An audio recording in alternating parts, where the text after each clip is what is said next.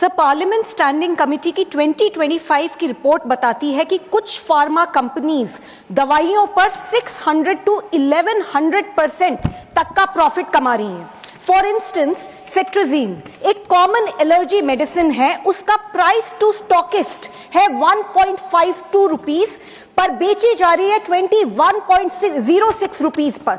Sir, इसी तरीके से पेन किलर आइबुप्रोफेन का प्राइस टू स्टॉकिस्ट है 831 रुपीज एंड एमआरपी है 4560 रुपीज। इंसुलिन इंजेक्शन के ब्रांड्स में 109% तक का प्राइस वेरिएशन है। कुछ जरूरी antibiotics and life saving cancer drugs की कॉस्ट तो लाखों में है।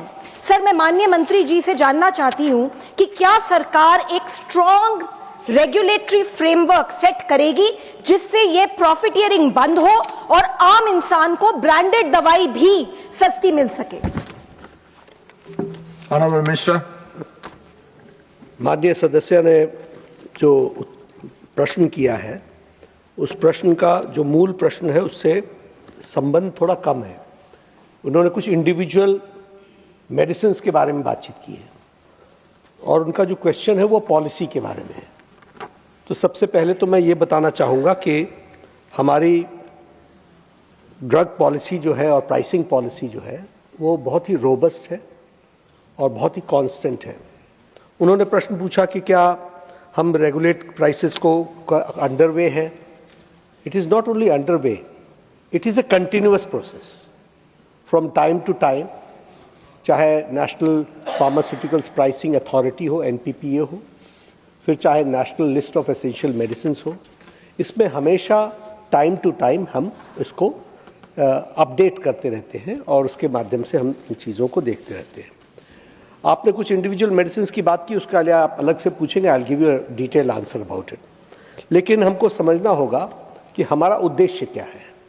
हमारा इंटेंशन है कि इन प्राइसिंग के माध्यम से एक तो मेडिसिन एक्सेसिबल हो, अफोर्डेबल हो, दूसरा ग्रोथ ऑफ द इंडस्ट्री भी रहे, इनोवेशन भी हो और इसके साथ साथ जो एम्प्लॉयमेंट की भी स्कोप इसमें बना रहे। So there is a balance which we have to undertake और उस बैलेंस को लेकर के हम काम करते हैं।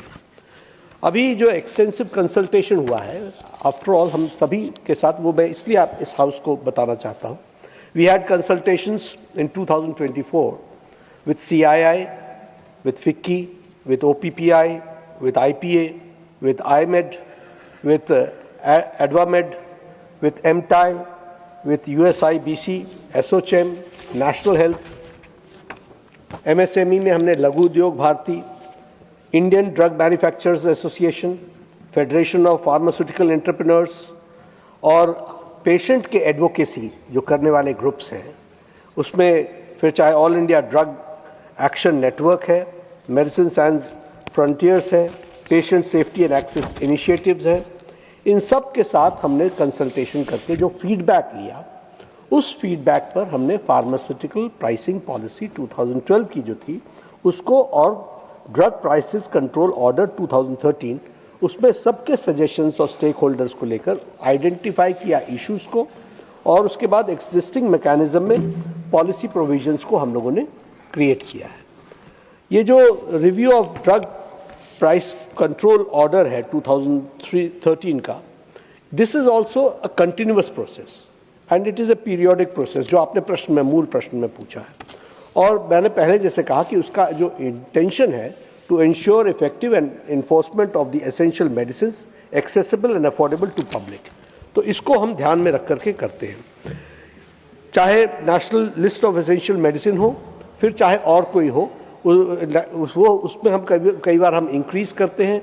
कई बार क्या होता है कि नेशनल लिस्ट ऑफ मेडिसिन्स में जो APIs होते हैं उनके उसमें हमको कुछ बढ़ाना पड़ता है, तो उसको भी हम बढ़ाते हैं। तो इस तरीके से हम इस काम को करते हैं, ऐसा मैं बताना चाहूँगा।